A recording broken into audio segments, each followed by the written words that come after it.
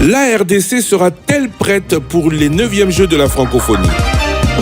Édition spéciale ce lundi 12 juin après le journal de 19h avec le directeur national des Jeux, Isidore Kwanja. Édition spéciale, une émission réalisée avec la participation exceptionnelle de Jean-Pierre Kibambi Chintois. Rediffusion ce mardi 13 juin après le journal de minuit, après le journal de 7h. Mesdames, Mesdemoiselles, Messieurs, bonsoir et bonjour, ça dépend de l'heure à laquelle vous nous recevrez chez vous. C'est un plaisir pour Top Congo et Numérica d'accompagner, n'est-ce pas, la préparation des 9e Jeux de la francophonie. Alors, pour recevoir le directeur national de ces Jeux, Monsieur Isidore Kwanja Ngembo, Christian Lussakweno et moi-même, Christian, bonsoir, et vous avez le reste. Bonjour, bonsoir, merci Monsieur Jean-Pierre Kibambi Chintois.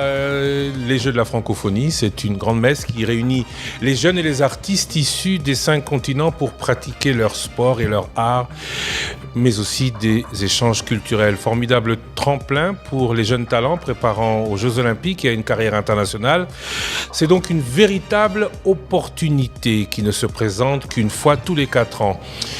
Je vais citer Isidore Kwanja Ngembo. Nous avons voulu organiser ces Jeux à Kinshasa et nous travaillons fort pour offrir les meilleures conditions à tous les jeunes athlètes et artistes qui viendront aux 9e Jeux de la francophonie dans la plus grande ville francophone du monde. Il a cité Kinshasa, le directeur national des Jeux, qui est, vous l'avez dit, notre invité. Avant de vous interroger, bonjour Monsieur Kwanja.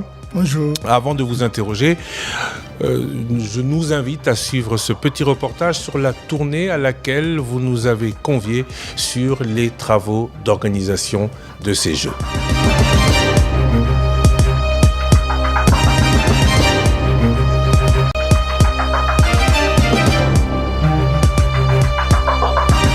Dans l'enceinte du Stade des Martyrs, érection ou réhabilitation de 2 gymnases. L'un de basketball, jumelé avec 2 aires de jeu, d'une capacité de 3000 personnes pour l'une et de 2000 pour l'autre. La CGC, le constructeur, affirme n'avoir plus principalement qu'à mettre climatisation et parquet. Muntasser Arbib est le directeur général de la Compagnie Générale de Construction. Nous sommes en train de construire le gymnase jumelé de basketball qui doit recevoir 3000 spectateurs sur l'un des stades et le deuxième 2000 spectateurs. Et c'est un terrain qui peut aussi permettre aux jeux de handball aussi de se faire en dehors de basketball. Et ce sont des salles toutes climatisées aux normes FIBA. Et normalement, les travaux, on les a commencés déjà, il y a bien longtemps, c'était en février 2022, effectivement, que les travaux ont commencé. Et nous devons finir, on fait tout pour finir, en tout cas en juin. Voilà. On fait tout ou on finira? On finira, bien sûr, on finira. Coût total des travaux? Il y a encore des travaux additionnels qui sont en cours, mais déjà le premier marché lui-même, il était de 15 millions. L'autre gymnase est l'ancien stadium de basketball qui a quant à lui été rénové, couvert et est désormais climatisé. Il passe d'une capacité de 500 à 800 personnes. Avec le gymnase de la police, offert par le gouvernement japonais, la RDC a désormais 4 gymnases au standard international et peut organiser de grandes compétitions telles que notamment un championnat d'Afrique et de basketball, déclare très heureux de l'avancée des travaux Isidore Kwanja, le directeur national des Jeux de la francophonie. Juste derrière, le terrain annexe abritera les compétitions d'athlétisme et de handisport. La promesse est que les travaux se termineront dans les 20 jours. Omar El-Gouté, de la compagnie Grégory International, revient sur les caractéristiques de l'infrastructure à livrer. C'est la piste de 400 mètres de Wécoloir, homologuée pour les normes LAF. À quand la fin des travaux ici? Nous sommes déjà à 95%, il reste que la piste, on va la commencer d'ici, on peut dire lundi. D'ici lundi, on va commencer la piste. La piste, 20 jours, on sera fini. Sur le deuxième site, celui du stade Tata Raphaël, plusieurs installations sont encore en travaux. L'entreprise Sodimas construit le gymnase de judo. Ngomoyolo Bonas est le conducteur des travaux. Il y a que les gradins et la climatisation pour nous. Et puis l'époxy, le reste, c'est Saint-Jean qui doit le faire. Donc il y a les gradins télescopiques et la climatisation. Vous êtes plusieurs sociétés à faire les travaux ici? Non, il y a l'entreprise Sodimas, mais nous avons des sous-traitances. À quand la fin des travaux? D'ici le 10 juin, avant le G. Juin ou juillet? Juin. Parce que juillet, c'est la compétition. Oui, fin juin. Vous avez dit 10 juin, vous avez dit fin juin. Oui, pour les grosses œuvres, nous avons déjà terminé. Ce qui doit rester tout simplement l'aménagement extérieur. Mais les grosses œuvres, on est presque à la fin déjà. L'entreprise New Sotem construit un peu plus loin un gymnase omnisport qui, pour les Jeux de la francophonie, sera la salle de tennis de table. La date prévue de la fin des travaux est le 9 juin, annonce le chef du chantier, mais au regard de l'avancée, le 25 juin est plus probable si tous les intrants à importer par le gouvernement arrivent à temps. De toutes les infrastructures, c'est sans nul doute ici que le plus gros des retards sont enregistrés. La toiture n'est pas encore posée et même les ouvriers ne peuvent rien promettre. Ils attendent des ordres, nous dit Rufin Bachigué, le chef de chantier. Apparemment, le chantier est à l'arrêt. Non. Il y a les techniciens qui joignent les deux fermes. Ce n'est qu'après ça que les autres entreront en mouvement. Donc ils attendent, et tous ne travaillent pas au même moment. Ils travaillent, les uns commencent et puis les autres suivent. Sinon, tout le monde ne montera pas au-dessus. De tous les chantiers des Jeux de la francophonie, il est signalé que celui-ci est celui qui a le plus de retard. Comment expliquez-vous ça? Oui, nous avions connu un problème avec la douane. Nos matériaux, la charpente était bloquée à la douane depuis le 29 avril. Il aurait fallu que le président de la République intervienne lors de son dernier passage ici sur chantier. C'est lui qui nous a permis à débloquer ce problème. Et par conséquent, nos matériaux sont arrivés sur le chantier que la semaine passée, ce qui a causé le retard. À quand pensez-vous avoir terminé ce chantier? Je rappelle qu'ici, c'est un gymnase omnisport, mais que la priorité, c'est pour l'organisation du tournoi de tennis de table.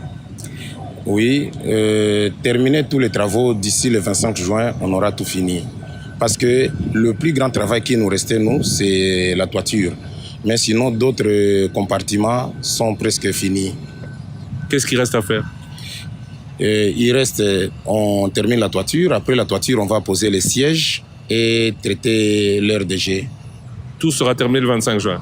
D'ici le 25 juin, s'il y a plus, parce que nous avons encore d'autres matériels qui se trouvent dans des aéroports, des entrepôts en Europe.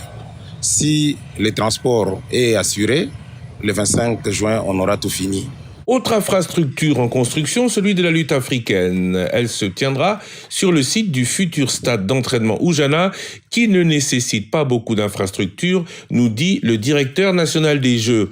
En face, les travaux du village qui étaient arrêtés ont repris, même si les athlètes seront désormais tous logés à l'Unikin, rappelle Isidore Kwanja. Certaines délégations voudraient limiter le déplacement de leurs membres. Donc, les travaux continuent. Travaux aussi en cours, ceux du stade Tata Raphaël proprement dit, où nous rencontrons le directeur national des Jeux, Isidore Kwanja, avec qui nous faisons un premier point sur l'évolution des travaux. Il y a encore apparemment beaucoup de travaux ici. À quand la fin? Il y a beaucoup de travaux, mais les travaux les plus importants, c'est notamment aménager les terrains de football et aménager les vestiaires et les sanitaires. Parce que, comme vous savez, c'est un stade mythique. C'est ici qu'il y a eu les combats du siècle qui a affronté les deux boxeurs Georges Foreman et Mohamed Ali. Et on est en train maintenant de réhabiliter ce stade et qui sera un bijou après. Parce que là, les travaux qui sont faits ici, là, on est en train de faire tous les travaux de la plomberie, de l'électricité, de l'eau. On a renforcé les piliers pour que ce stade puisse servir encore plusieurs années à la jeunesse congolaise. Et pour qu'il soit homologué pendant longtemps. Justement, les travaux qui sont en train d'être faits ici, c'est justement pour qu'on puisse le présenter et qu'il soit homologué. Homologué par les fédérations africaines, mais Question du jour, la francophonie va-t-elle donner son aval pour les travaux en cours, notamment ceux des stades dont de nombreux ne sont pas encore achevés? Le directeur national est très optimiste, particulièrement quant au logement. Tous les athlètes seront logés au campus de Kinshasa ou au Home 30 par exemple. 273 chambres sont prêtes à recevoir autant d'athlètes. 2 par chambre. 3500 au total sont attendus en juillet. La RDC qui sera prête à accueillir tout ce monde, nous dit la francophonie.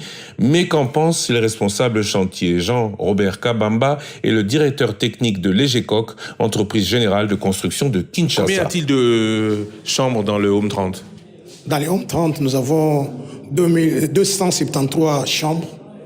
Chaque chambre pouvant recevoir 2 athlètes. Soit 546 pour ce home. Mais la RDC attend 3500 athlètes. Est-ce que les homes de l'Unikin seront prêtes à recevoir autant de monde? Oui, bien sûr, parce qu'ici, c'est seulement les Home 30 et il y a les Home 20 qui a presque la même capacité que celui-ci. Les Home 10 aussi avec la même capacité. Il y a ce que nous appelons les plateaux des étudiants. Là, nous avons aussi 490, donc près de 500 chambres aussi. Il y a les Home que nous appelons Vatican, là où logeaient les clergés. Il y a les hommes des filles, donc les hommes 150 et les hommes 80. En tout, nous avons près de 3000 chambres. Si vous faites x2, vous êtes déjà à 6000. Donc, nous avons une capacité bien suffisante pour accueillir les athlètes. Est-ce que tout est prêt? Tout est en train d'être prêt, M. Lusakweno. À ce qu'on voit ici, M. Isidore Kiwanja de la francophonie a dit que c'est un plus que la francophonie arrive à l'Unikin. Vous qui êtes société rénovatrice de ces homes, on constate que des ajouts ont été faits. Autrement dit, dans la planification de la rénovation de ces homes, il n'était prévu ni ventilateur, ni eau chaude? Non, au demeurant, il n'y avait pas d'eau chaude sur les campus, il n'y avait pas de ventilateur dans des chambres. C'est quand la francophonie est arrivée qu'elle nous demande qu'il y ait des ventilateurs dans chaque chambre, qu'il y ait des douches et tous les accessoires dans la chambre, des détecteurs de fumée, l'eau chaude, l'eau froide. Ça, c'est la francophonie qui amène ça. Et même les éclairages publics. Et en plus, il y a la clôture. Même les WC, on me dit. Oui, même les WC, nous en avons ajouté. Il y avait d'abord des WC turcs. Maintenant, là, la francophonie demande qu'il y ait des WC monoblocs et nous en avons mis partout. Nous sommes en train de faire ça. Donc à l'origine, c'était des WC turcs, maintenant c'est des monoblocs. Oui, maintenant ce sont des monoblocs. Nous avons enlevé tout ce qu'il y avait comme WC turc. Nous les remplaçons par les WC monoblocs. Vous êtes au chantier depuis le début. Combien, au total, la rénovation de tous ces hommes a coûté à l'État? Non, je ne suis pas directeur financier, je suis seulement directeur technique. Donc, sur la question technique, la question financière, permettez que je botte en touche.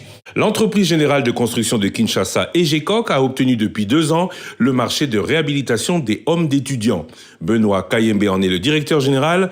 Nous l'avons interrogé sur tous ces sujets. Sa réponse aux questions financières, c'est ce mardi. Il sera l'invité de la rédaction de Top Congo FM. Côté cuisine, un réfectoire mobile sera mis en place. Tout viendra de France, nous annonce Isidore Kiwanja. Quant au volet santé, une clinique transitoire sera mise en place pour prodiguer les premiers soins. La clinique AJ sera la clinique de référence pour tous les problèmes sérieux. Athlètes canadiens et français risquent cependant, il faut le préciser, d'avoir leurs propres infrastructures. Une délégation de l'OIF, Organisation de l'Internationale de la Francophonie, démarre ce lundi une mission de vérification des travaux pour voir si les infrastructures sont conformes à leurs normes. Leur réponse, on s'en doutera, est très attendue. En attendant, écoutons ce qu'en espère le directeur national des Jeux de la Francophonie, édition spéciale en présentation particulière avec de Numérica Télévision, Jean-Pierre Kibambi-Chintois. Alors, monsieur Isidore Kiwanja, vous êtes donc directeur national des 9e Jeux de la francophonie. Première question et d'abord, première remarque, le vice-premier ministre, ministre des Affaires étrangères et de la francophonie, confirmait dans une émission sur la chaîne nationale que les Jeux auront bel et bien lieu. Vous n'allez pas le contredire. Non, je ne peux pas le contredire parce que je sais que les Jeux auront bel et bien lieu. Et le vice-premier ministre et ministre des Affaires étrangères et francophonie et le président du comité de pilotage. Le comité national des 9e Jeux de la francophonie est composé de 2 organes. Il y a le comité de pilotage, il y a la direction. Donc, ce qu'il a dit est vrai, que la RDC est en train de se préparer pour organiser ces Jeux ici à Kinshasa, et ça va avoir lieu. Alors, Christian, une autre question. Ces Jeux vont contribuer également à la promotion de la paix. Comment un pays en guerre peut-il contribuer à la paix, puisque certains de ceux qui nous suivront ne savent pas où se trouve Kinshasa? D'abord, il faut dire que les Jeux de la francophonie véhiculent des messages de paix, de développement et de solidarité. Et donc, le sport est un vecteur de paix et de développement. C'est vrai que notre pays connaît des problèmes actuellement, avec la guerre qui est à l'est du pays, mais il faut dire que c'est à plus de 2000 km de Kinshasa.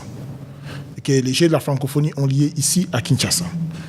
Et c'est vrai que nous compatissons avec nos frères de l'Est qui passent des moments difficiles, mais l'organisation de ces Jeux, c'est également pour passer le message à la communauté internationale que la RDC a besoin de la paix.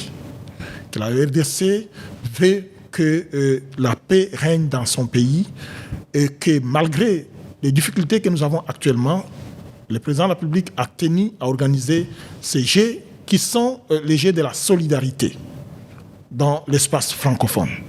Donc ce n'est pas la guerre qui va arrêter toute la vie d'une nation. Nous allons continuer à mener des actions comme nous le faisons, comme le gouvernement le fait, et les Jeux en est un des événements que le pays veut organiser pour cette année. Question de que nous. On va essayer à jour J-45 à peu près de savoir si la RDC sera prête, si la fête sera belle et si les médailles pour le Congo seront au rendez-vous. Je tiens à signaler que vous êtes quand même le 4e comité d'organisation. Oui. Les Jeux devaient se tenir en 2021. Oui. À cause du Covid, ils ont été repoussés à 2022 et depuis beaucoup d'interrogations au regard du stade d'avancement des travaux. Où est-ce qu'on en est aujourd'hui? On a vu le reportage, oui, mais est-ce que vous pouvez nous assurer qu'au 28 juillet, tout sera prêt? L'organisation des Jeux de la francophonie se fait à des niveaux. Il y a les volets infrastructure, il y a les volets organisation. C'est vrai qu'on n'a pas eu beaucoup de temps matériel pour organiser cela. Vous vous rappellerez que les Jeux de la francophonie ont été octroyés à la RDC en 2019 pour être organisés en 2021. Or, normalement, les Jeux s'organisent chaque 4 ans. Cette édition était prévue au Nouveau-Brunswick parce que le principe, c'est que ces Jeux se font en alternance. Une fois dans un pays du Sud, une fois dans un pays du Nord. La dernière édition, la 8e édition, a eu lieu en Côte d'Ivoire, à Abidjan. Cette édition devait avoir lieu au Canada, au Nouveau-Brunswick. Après 2 ans, parce que la dernière édition, c'était en 2017. Après 2 ans, le Nouveau-Brunswick a renoncé. C'est en ce moment-là que la RDC a pris la relève. Mais on aurait dû lui accorder également 4 ans, comme on le fait. On lui a accordé 2 ans. Mais en 2021, nous avons connu la Covid qui a bousculé les programmes des événements internationaux, ce qui a fait que les Jeux ont été reportés à une année, donc en 2022. Et nous sommes arrivés, effectivement, il y a 3 comités qui sont passés avant nous. Nous sommes arrivés le 22 octobre 2021 et on a trouvé la situation quand même un peu difficile. Parce que je veux dire que quand je suis arrivé, tout était au niveau des fondations. Que ce soit des infrastructures que vous voyez au stade des Martyrs, à Tata Raphaël, ce n'était que des fondations. On a travaillé fort. On a travaillé fort parce qu'aujourd'hui, nous pouvons dire à l'opinion publique tant nationale qu'internationale que la RDC va organiser parce que les infrastructures au jour d'aujourd'hui, hier également vers 19h, j'ai été voir l'évolution des travaux, nous sommes à plus de 95%. Oui, on en parle notamment de problèmes de fourniture. Comment est-ce que vous expliquez ce nouveau ou ces nouveaux retards? Est-ce que vous pouvez nous garantir aujourd'hui que tout ce dont on a entendu, tout ce qu'on a entendu dans le reportage, telle pièce manque, la douane, que tout est arrivé? Mais tout le matériel est ici à Kinshasa. Alors, qu'est-ce qu'on a fait? Lorsque le président de la République a fait la deuxième tournée de tous les sites, il a donné des instructions claires. Parce que les entrepreneurs ont exprimé des préoccupations, notamment le fait qu'il y avait des matériels qui étaient bloqués dans les aéroports, dans les ports. Il a donné l'ordre pour qu'on puisse évacuer rapidement parce qu'on n'a plus assez de temps. Aujourd'hui, tous les entrepreneurs ont les matériels ici sur place. C'est vrai qu'il y a eu des petits problèmes à un moment donné au niveau des finances. Parce que les entrepreneurs, pour la plupart, attendent d'être payés pour pouvoir acheter du matériel nécessaire. Mais au jour d'aujourd'hui, les efforts sont en train d'être faits. Le gouvernement est en train de mettre des moyens. Vous savez, notre pays a beaucoup de priorités. Mais celle-ci aussi, c'est une priorité. Et donc, les efforts sont en train d'être faits. Je peux rassurer l'opinion publique nationale et internationale que la RDC va organiser ces jeux, que la RDC est déterminée à ce que ces jeux soient un succès. Rappelez-vous que le président de la République, lorsqu'il a fait ses vœux de fin d'année 2022, il a annoncé que pour 2023, il y a 3 événements importants. C'est la visite du pape, c'est les Jeux de la francophonie et c'est les élections. Et vous avez vu, la visite du pape, personne ne croyait que ça pouvait se passer sans dégâts. Et ça s'est très bien passé. Il n'y a pas eu mort d'homme, il n'y a pas eu bousculade. Et c'est ce que nous voulons aussi pour les Jeux de la francophonie. Le président de la République lui-même a fait des descentes. Le Premier ministre en a fait autant. Les différents ministres en ont fait autant. Dernièrement, j'étais d'ailleurs avec les ministres des Ressources hydrauliques et électricité qui y étaient accompagnés du PDG de la Régie des eaux et de la SNEL, qui sont allés voir toutes les infrastructures, parce que vous savez, l'eau et l'électricité, c'est capital. Donc, ils sont allés voir pour justement prendre toutes les dispositions nécessaires pour que, pendant les Jeux, que nous ne connaissions pas de problème de coupure de l'eau et de l'électricité. S'il y en a, au moins il y a des équipes immédiatement qui vont prendre la relève pour réparer cela. Donc nous sommes en train de travailler jour et nuit. Je peux rassurer tout le monde que le gouvernement est décidé à organiser ces Jeux et est décidé à ce que cela soit un succès. Mm-hmm. Quel a été votre secret là où 4 ou 3 comités n'ont pas réussi? Le secret, c'est lequel d'avoir réussi ce pari là où d'autres ont échoué? Ça, je ne saurais pas le dire, mais je pense que, il y a eu les sérieux que nous avons mis, la rigueur. Moi, quand je suis arrivé, j'ai trouvé beaucoup de problèmes. Dans la presse, quand on parlait déjà de la francophonie, ce n'était que des détournements, des choses comme ça. Quand je suis arrivé, le même mois, j'ai demandé que l'IGF affecte les inspecteurs chez nous. J'ai fait la remise reprise le 8 novembre.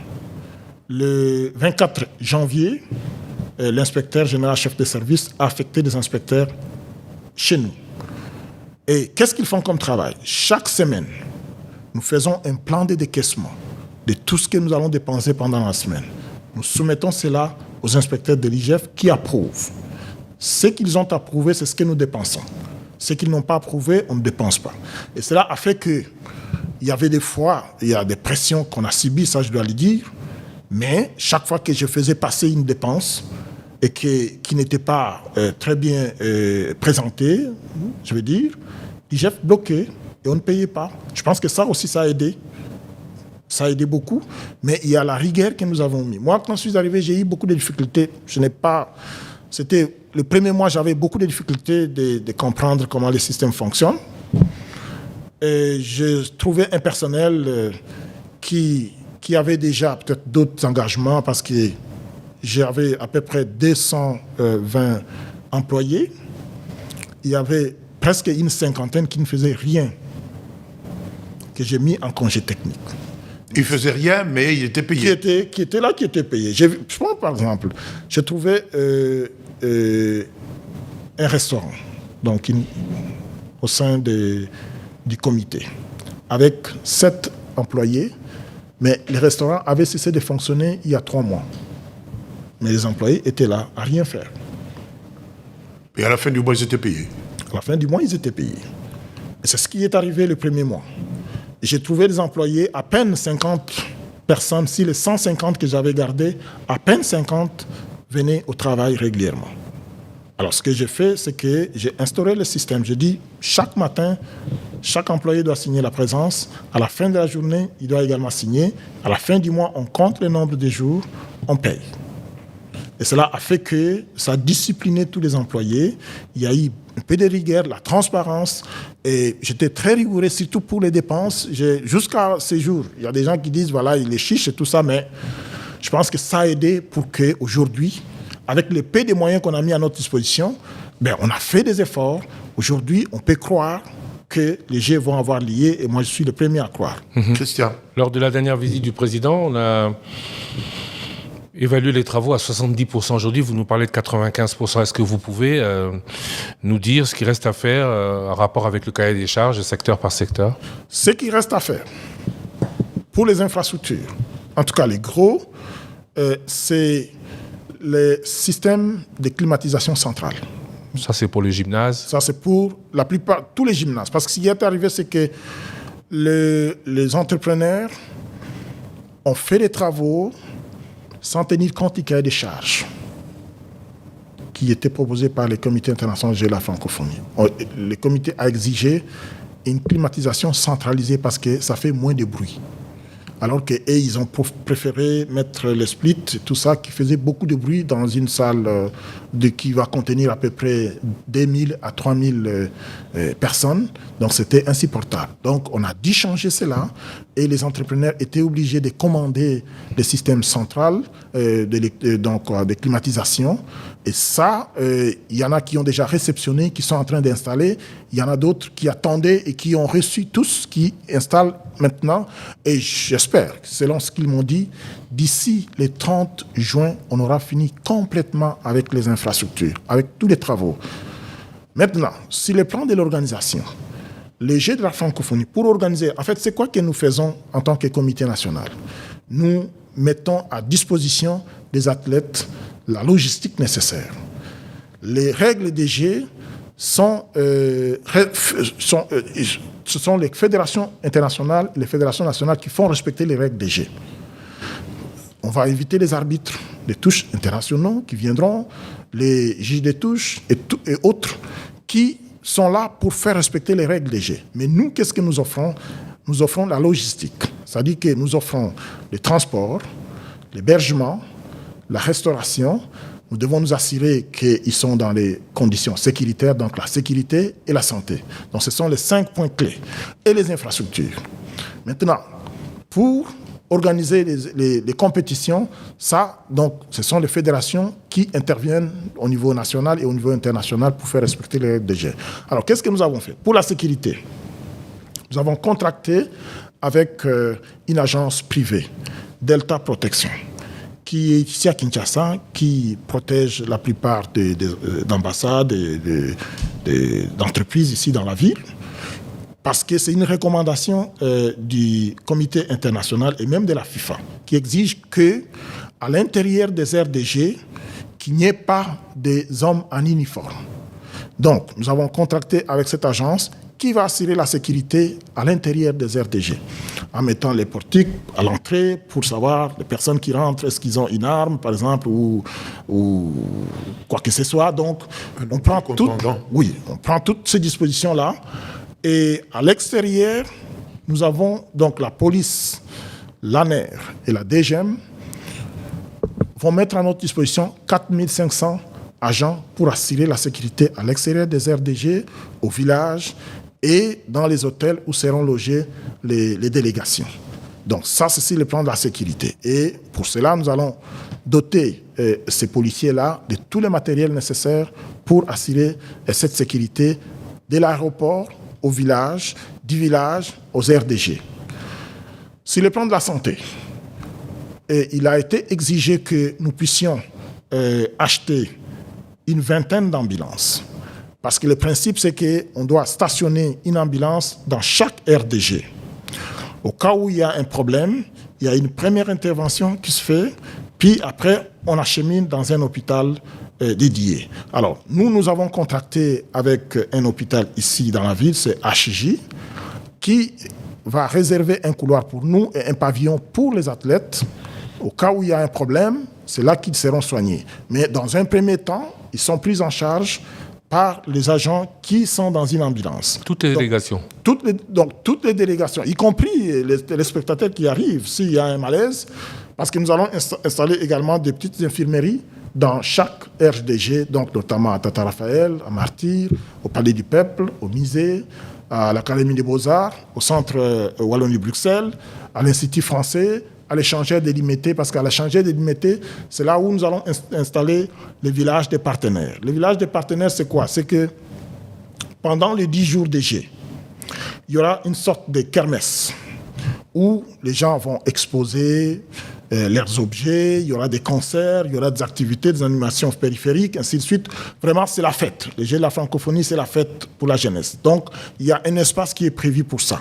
Mais il y a des compétitions qui se font également. Alors, toutes les dispositions sont prises pour que dans tous ces sites-là, qu'il y ait des ambulances au cas où il y a un problème pour une intervention rapide. Donc, ça, c'est pour la santé et la sécurité. Le transport. Nous avons, le gouvernement nous a recommandé, parce qu'ils viennent de commander un lot important d'autobus pour Transacadémia.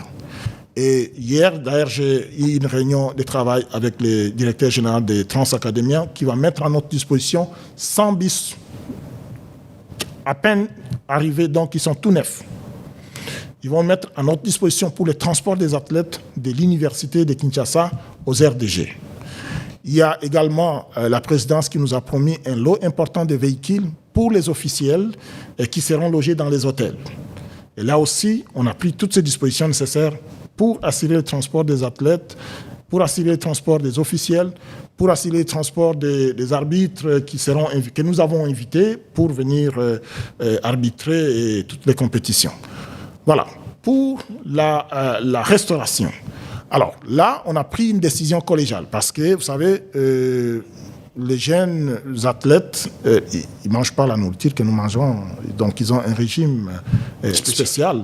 Et donc, pour cela, nous avons fait intervenir les diététiciens qui regardent qu'est-ce qu'ils peuvent manger et tout ça. Et donc, on a trouvé un prestataire international. C'est Vivendi Sport, qui a une grande expertise dans ces domaines-là, qui va assurer la restauration des athlètes. Donc, pas de foufou, pas de chikwang. Il y aura... on va quand même avoir un petit coin pour les repas africains et congolais, mais ça va dépendre. Mais sinon, les repas qui est prévu, parce que là, on a travaillé avec tous les experts qui sont concernés dans les domaines du sport et qui a donc prévu l'alimentation appropriée pour les athlètes. Et donc, c'est Vivendi qui va faire cela. Christian, convaincu, vous qui avez posé la question? Apparemment, avant que je le sois, il y a une délégation qui devrait être à Kinshasa le 9 ou le 10 juin, très bientôt, pour décider si oui ou non ces Jeux auront lieu ou pour constater l'avancée des travaux. Non, ils ne vont pas décider si les Jeux auront lieu ou non. Les Jeux auront lieu. En fait, ce qui se passe, c'est quoi? C'est que il est prévu, avant les Jeux, que les pays hôtes invitent les chefs de délégation. Parce que ceux qui vont venir, ce sont les chefs de délégation. Ceux qui vont revenir au mois de juillet avec les délégations. Ils viennent pour constater, c'est nous qui les avons invités. Et c'est comme ça que c'est prévu. Les pays hôtes invitent les chefs de délégation pour qu'ils viennent constater ce que nous avons effectivement fait. Très bien. Alors, nous avons préféré de les faire venir à cette période ici pour qu'ils viennent voir ce que nous avons fait sur les plans des infrastructures et sur les plans de l'organisation matérielle. Comme je l'ai dit. Oui, mais à quelques jours, vous dites 95% des travaux sont déjà effectués, donc tout n'est pas prêt. Non, en fait, dans ce genre d'événements, on peut travailler jusqu'à la veille. Mais le gros est fait. Comme je l'ai dit, si vous regardez le stade de Tata Raphaël, c'est un stade qui date de l'époque coloniale, qui a été abandonné. Le président de la République a voulu retaper ce stade. On est en train de faire des travaux importants de changer les câbles pour l'électricité, la plomberie, tous les travaux pour les différents bureaux. Mais pour les G, nous avons besoin du terrain, nous avons besoin des vestiaires et nous avons besoin des sanitaires. C'est l'essentiel. Mais le reste des travaux peuvent continuer. Ce sont des bureaux pour l'administration des stades, du stade et tout ça. Donc ça ne peut pas. Mais au jour d'aujourd'hui, tout ce qui concerne les RDG, les vestiaires, les sanitaires, toutes les infrastructures sportives dédiées aux Jeux de la francophonie sont à 95% près. Ils sont en train de finaliser des petits travaux, notamment ce que j'ai dit, la climatisation, parce que toutes ces infrastructures que nous avons construites sont couvertes. C'est-à-dire que même s'il plaît, heureusement que ça va se passer pendant la saison sèche, mais même si c'était pendant la saison de pluie, et même s'il avait plu, les athlètes pouvaient continuer à faire leur compétition sans problème. Sauf peut-être pour la lutte africaine. Un récent test event a été organisé avec les délégations venues d'Angola et du Congo-Brazzaville. Est-ce que la RDC a depuis corrigé les failles? Est-ce qu'on sera fier de ce qui sera fait? On sera fier parce que déjà, il faut dire que c'était un succès. C'était un succès, ça nous a permis de constater quelques failles, comme vous le dites, et nous allons organiser encore d'autres test events, justement pour nous assurer que les moments venus, que ça ne soit pas des surprises, que ce soit des choses que nous avons vécues, que nous avons corrigées avant les Jeux. Et donc, nous sommes très confiants, nous travaillons fort, nous avons une équipe efficace. Les jeunes gens qui travaillent avec moi, aujourd'hui, ils ont une grande expertise et j'espère qu'après ces Jeux de la francophonie, ils auront l'occasion d'organiser d'autres événements et on aura après ces Jeux, une expertise nationale qui peut organiser de tels événements dans les années à venir. Comme Christian Lusakweno est convaincu, on va peut-être passer aux Jeux. Il y a 9 disciplines sportives et les concours culturels. Est-ce que la République démocratique du Congo a aligné les athlètes et dans toutes les disciplines et également au niveau de la culture? C'est une question, ce sont des questions que j'aurais bien voulu poser au ministre du Sport et de la Culture. Enfin, vous êtes quand même informé là-dessus. Oui, nous sommes informés parce que nous sommes, la RDC, nous sommes pays organisateur, nous sommes également pays participants. En tant que pays participants, nous devons notamment contribuer, c'est-à-dire que chaque athlète doit payer 400 €. C'est-à-dire son gouvernement doit payer 400 € par athlète. Et la RDC a aligné 361 athlètes, 45 artistes. Ce qui fait à peu près 401 ou 400, oui. 450, 180 000 €. Oui. Et donc, nous sommes en tant que pays participants, nous devons également contribuer pour nos athlètes. Nos athlètes seront également logés en même temps que les autres athlètes au village de G. Et nous sommes en train, vous voyez, moi je suis tout le temps dans les médias sociaux, je regarde un peu, je vois les jeunes gens qui sont très motivés, qui s'entraînent, qui se préparent à gagner les médailles. Et ce que nous allons faire à partir du début du mois de juillet, une fois que nous aurons réceptionné les clés de toutes les infrastructures, nous allons mettre ces infrastructures à la disposition de nos athlètes pour qu'ils aient le temps de s'entraîner et d'avoir un avantage comparatif par rapport aux autres. Parce qu'ils vont connaître le terrain et tout ça. Et ils auront vous pensez vraiment qu'on va récolter quelques médailles? Je suis sûr que nous allons avoir plusieurs médailles. D'abord parce que nous avons le public avec nous. Déjà ça. Et puis, lorsqu'ils vont s'entraîner sur le terrain, ils auront l'avantage de connaître bien le terrain. Et je crois que les Congolais vont gagner suffisamment. Mais il y a des Congolais qui ne voient pas ces athlètes en train de s'entraîner. Bon... cette question-là... Vous dites qu'ils s'entraînent, mais on ne les voit pas. Je ne sais pas. Ils ne vont pas être dans la place publique. Ils vont être dans En fait, l'idée, c'était, je pense, à la dernière réunion du comité de pilotage, il avait été décidé que tous les athlètes devaient être internés quelque part pour éviter des distractions. Et je pense que cela est fait. Mais comme je l'ai dit, toujours, il faut faire la part des choses. Moi, en tant que directeur du comité national, je m'occupe de ma fonction de directeur organisateur, donc en tant que pays organisateur. Mais en tant que pays participant, c'est pour le volet sport, c'est le ministre des Sports ou les ministères des Sports. Pour le volet culture, c'est le ministère de la Culture. Il était prévu que nous soyons tous là, mais je pense qu'ils ont plusieurs occupations. Ça n'a pas permis qu'ils soient avec nous aujourd'hui. Mais cela n'empêche que je peux vous assurer que nous prenons toutes les dispositions nécessaires parce que nous voulons en même temps organiser, mais nous voulons également que nos jeunes puissent gagner des médailles. Organiser, gagner... mais les autres ne viendront pas pour perdre non plus. Les autres, d'ailleurs, qui sont-ils? Qui vient exactement? Quels pays répondront au rendez-vous? Il y a plusieurs pays qui viendront. Il y en a 42 qui s'étaient inscrits au départ. Il y a 40 qui ont confirmé leur participation.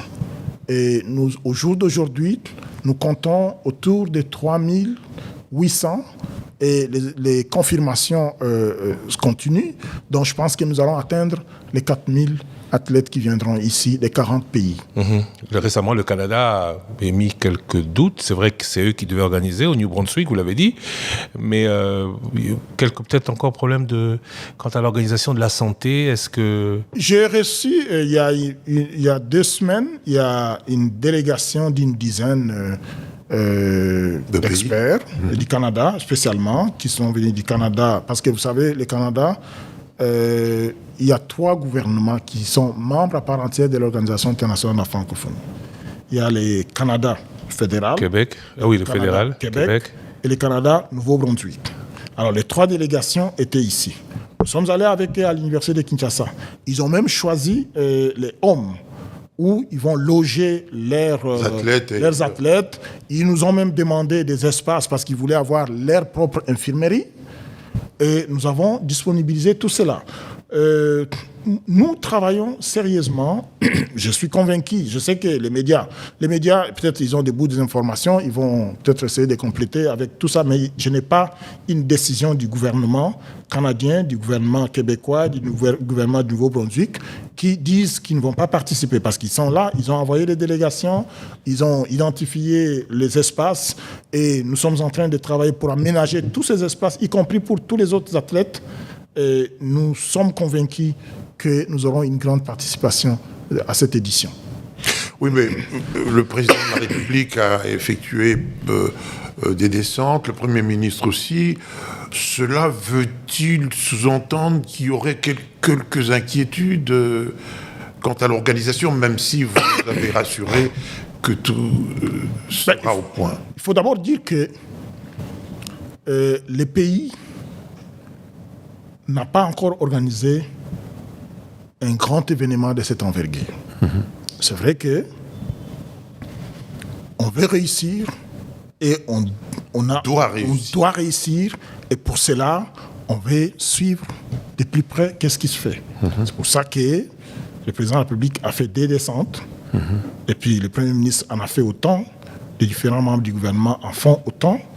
Tout le monde veut s'assurer que les choses évoluent normalement. On ne voudrait pas avoir des surprises à la dernière minute. Donc, c'est ça qui peut justifier la descente du chef de l'État, du chef du gouvernement, ainsi que des différents ministres qui sont concernés. Parce que vous savez, dans les comités de pilotage, nous avons une dizaine de ministres qui sont membres et qui y ont également ce devoir-là d'assurer le succès des Jeux de la francophonie ici à Kinshasa.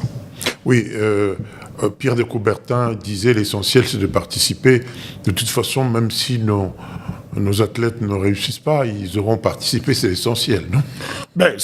Non, pas seulement lui qui a dit ça, mais les Jeux de la francophonie, c'est aussi ça. C'est-à-dire qu'il y a derrière ça, on veut véhiculer les valeurs de la francophonie qui sont la liberté d'expression, les droits de l'homme, la démocratie.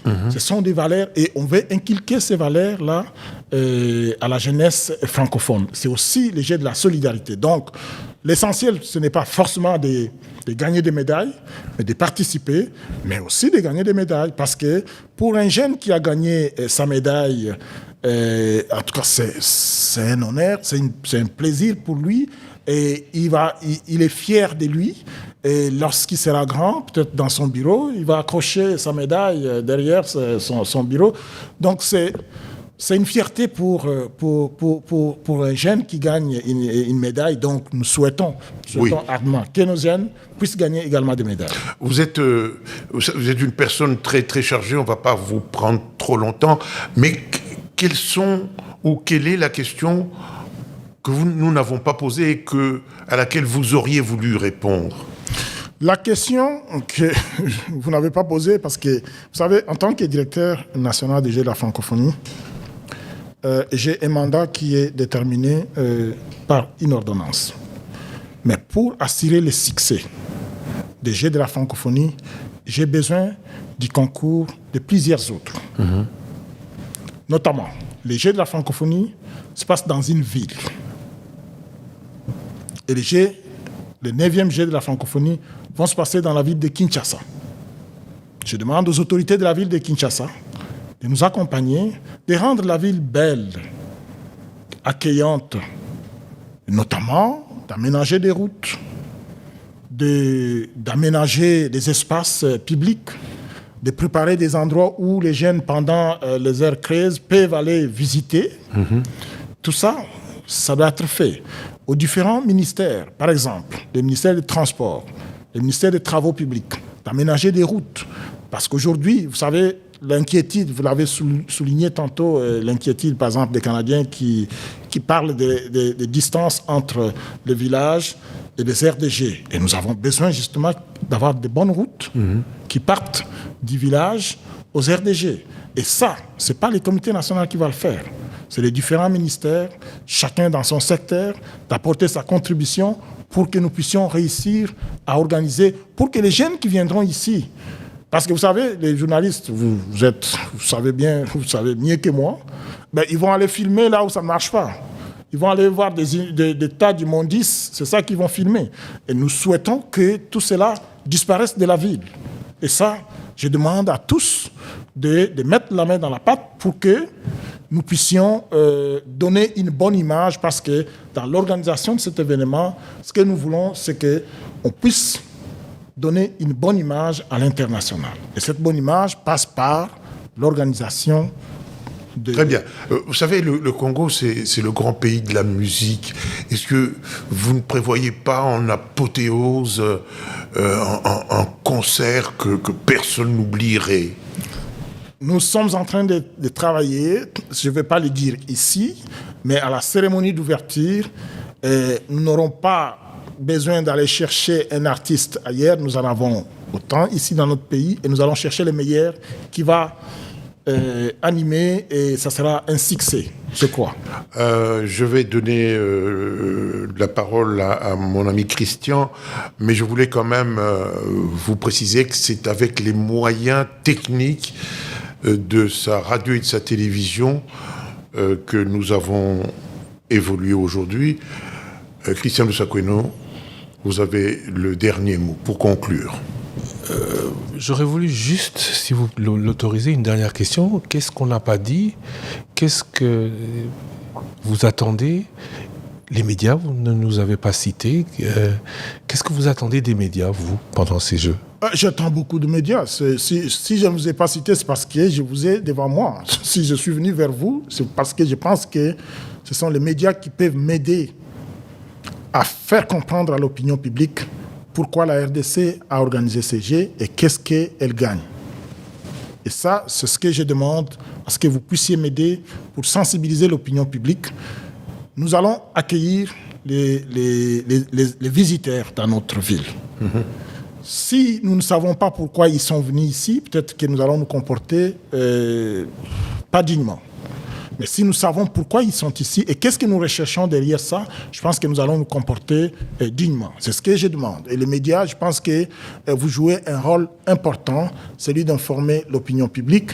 Et j'attends que vous puissiez nous accompagner dans ce processus pour que nous puissions informer l'opinion publique que les Jeux de la francophonie vont laisser des legs importants. Vous avez fait une descente avec moi le samedi passé. Vous avez vu les infrastructures que nous avons construites en l'espace d'une année. Ces infrastructures vont être utilisées pendant 10 jours DG, mais ils vont être utilisées pendant plusieurs années par nos jeunes Congolais. Ce sont des investissements importants qui sont faits. À l'Université de Kinshasa, nous avons fait des investissements importants. Notamment, on a réhabilité les chambres, les halls des étudiants. On est en train de réhabiliter la voirie au niveau de l'université. On a clôturé les halls de l'université pour sécuriser les étudiants. Et on est en train de déployer la connexion Internet, donc la fibre optique jusqu'à l'Université de Kinshasa. Et les jeunes vont avoir la connexion Internet pour faire des recherches. Tout ça, ce sont des investissements qui sont faits. Et ça va rester pour la jeunesse congolaise. Les Jeux de la francophonie, tout comme les Jeux olympiques, tout comme les Jeux du Commonwealth, il y a beaucoup à gagner pour un pays organisateur. Il y a des retombées économiques. Il y a des retombées politiques, il y a des retombées diplomatiques importantes. Parce qu'il y a ce qu'on appelle la diplomatie sportive. Donc c'est ce qu'est à l'ouverture, à la cérémonie d'ouverture, le président de la République va inviter ses homologues chefs d'État qui viendront ici à la cérémonie d'ouverture. Ils ne vont pas parler que sport, ils vont parler d'autres choses.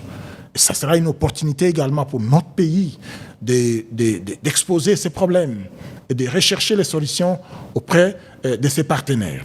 Donc, derrière les Jeux, il y a plusieurs enjeux importants pour le pays. C'est pour ça que le président de la République tient absolument à ce que ces Jeux s'organisent et que cela soit un succès. Et je pense que le travail que nous sommes en train de faire, nous pouvons lui assurer que ces Jeux seront un succès et que nous allons le faire ici à Kinshasa. Oui, vous avez raison parce que lors du combat Mohamed Ali Foreman, nous qui allions en Europe, quand on disait on vient du Zaïre, quand on leur disait c'est le pays combat Foreman. Ah oui, Zaïre. Donc effectivement, ça va aussi contribuer au rayonnement de ce grand pays au cœur de l'Afrique. Christian, nous sommes dans vos nouveaux locaux. À vous la parole, j'ai terminé. Merci à vous Jean-Pierre Kibambi-Chintois d'avoir été avec nous autour de cette table pour recevoir M. Isidore Kwanja Ngembo. Merci à vous, Monsieur le directeur national des Jeux de la francophonie, pour cette première édition spéciale francophonie d'une longue série qui nous tiendra en haleine avant les Jeux qui commencent le 28 juillet pour se terminer le 6 août. La question qui demeurera... Vous avez dit 6 août. Oui, le 6 août. La question qui demeurera sera, et pour cela nous avons envie de vous faire confiance, la RDC sera-t-elle prête? La RDC sera-t-elle belle? Les médailles seront-elles au rendez-vous? Réponse le 6 août. Merci à vous d'avoir été avec nous. L'actualité continue sur Numérica Télévision ainsi que sur votre radio Top Congo FM. À très bientôt.